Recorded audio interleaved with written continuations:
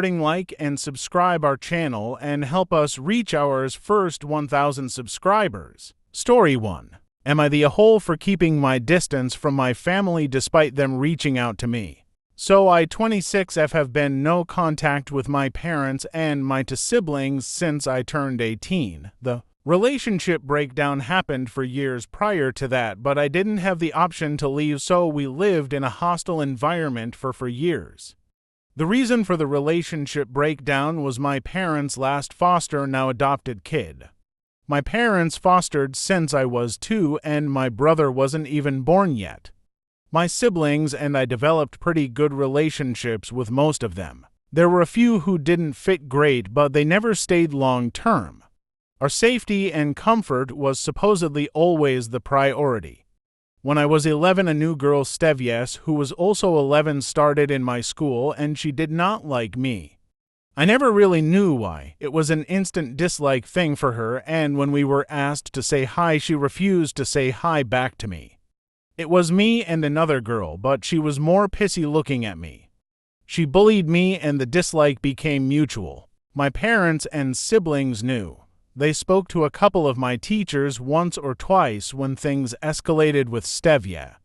When I was 13, my parents brought Stevia into our home and told me they were fostering her and they wanted me to try and make it work because this poor girl has never had a stable home or foster family and she has no biological family.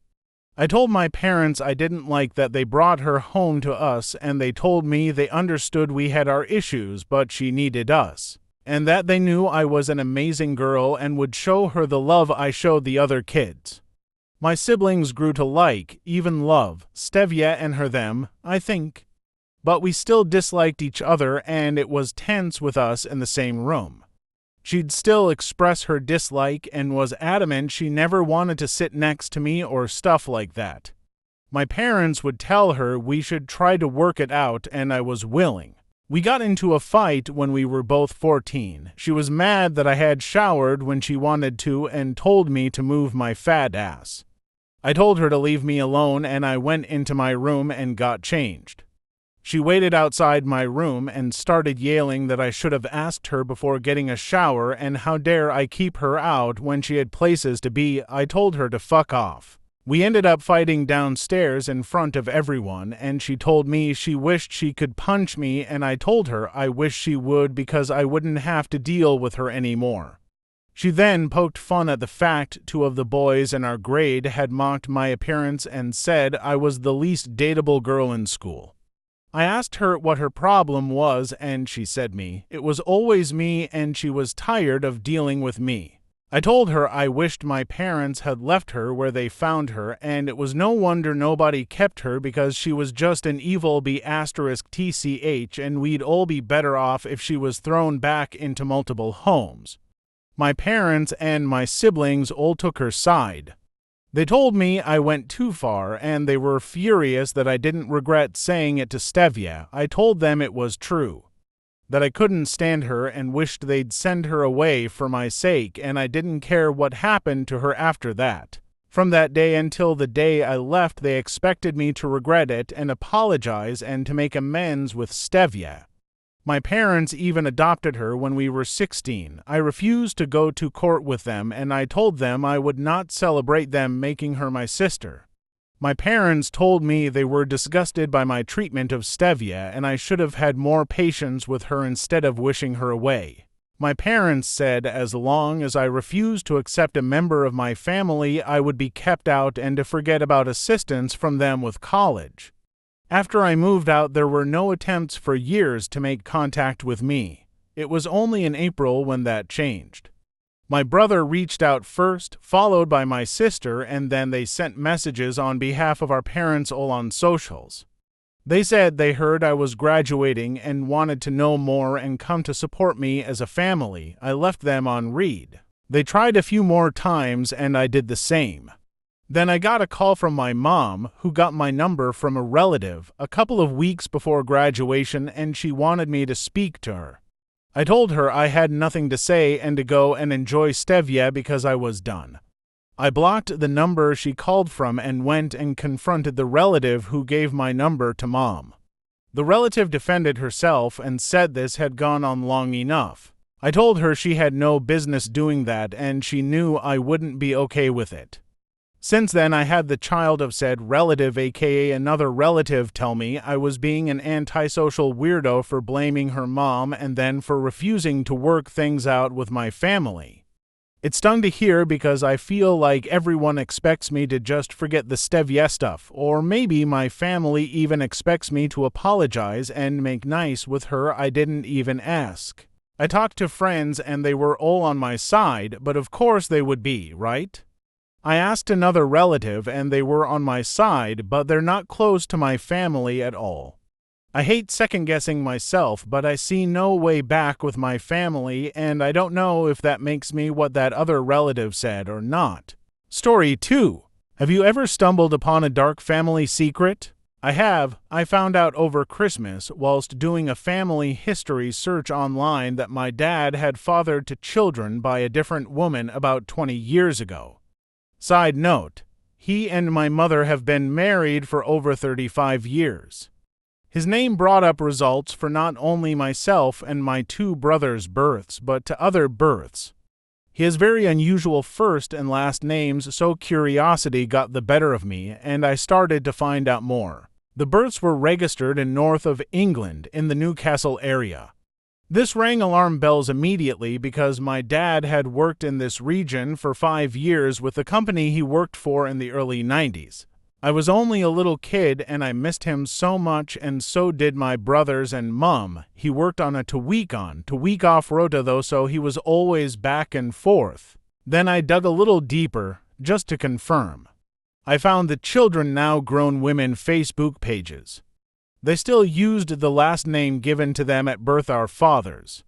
I didn't contact them because I had a suspicion they'd have no idea they had siblings, and my suspicions were confirmed when I contacted their mother on there instead. At first I told him I was a relative of my dad's and I wanted to know more about any children he potentially had because I was trying to track him down. She confirmed that he was the father of her children after I sent her some details and a photo from that time. She proved it 100% by scanning and sending me copies of the birth certificates and some photos she had of him and their daughters when they were just babies, and she told me to call her. I called her. I can't say I was ever nervous or anxious about this call, but I remember feeling livid. Livid at him mostly, for what he'd done to my mother and us as a family whilst he had supposedly been working hard and all alone up north, whilst his wife and children sat on their thumbs in Wales patiently waiting for his return every 2 weeks for 5 years.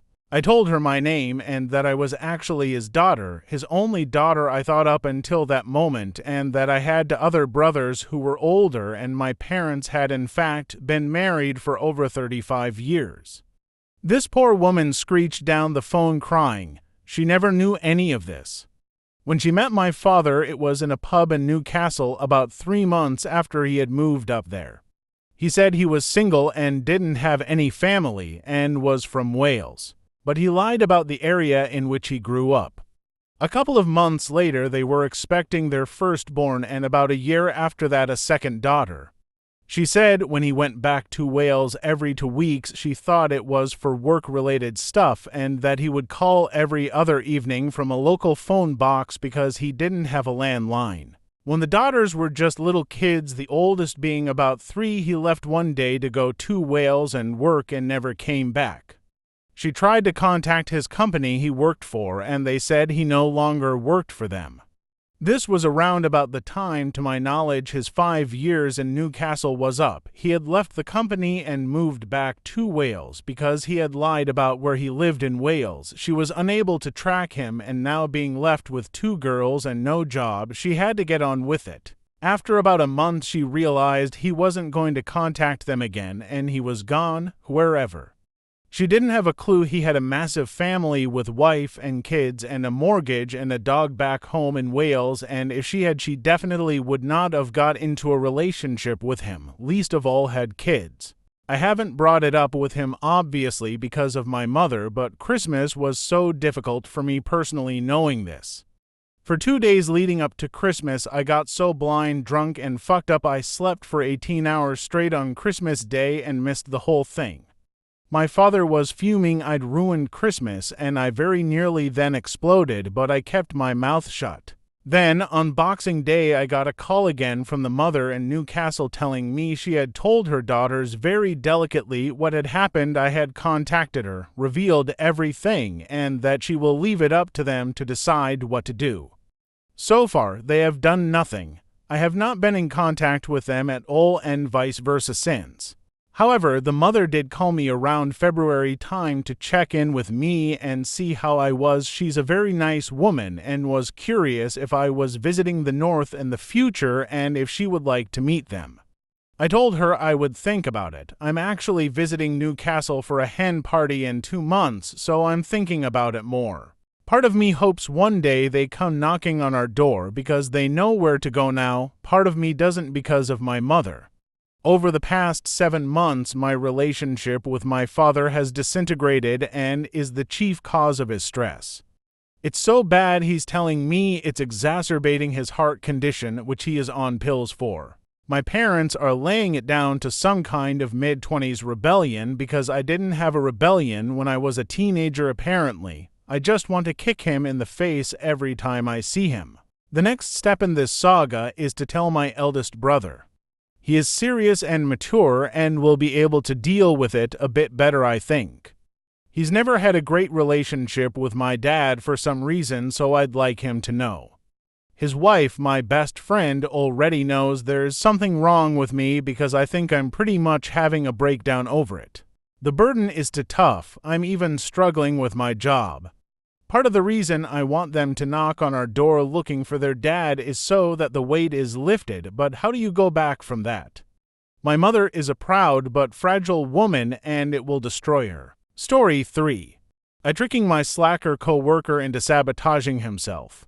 I work in an office with a guy I'll call Seth. Seth is that coworker everyone knows, lazy, always passing his work on to someone else, and somehow always getting away with it. He'll sit around on his phone or go to the bathroom every 10 minutes. He's the kind of guy who will show up late, make some lame excuse about traffic, and then disappear for lunch for 2 hours.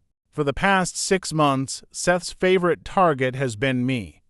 He'll send emails asking if I can help out with a project, but what he really means is do all the work while I take the credit.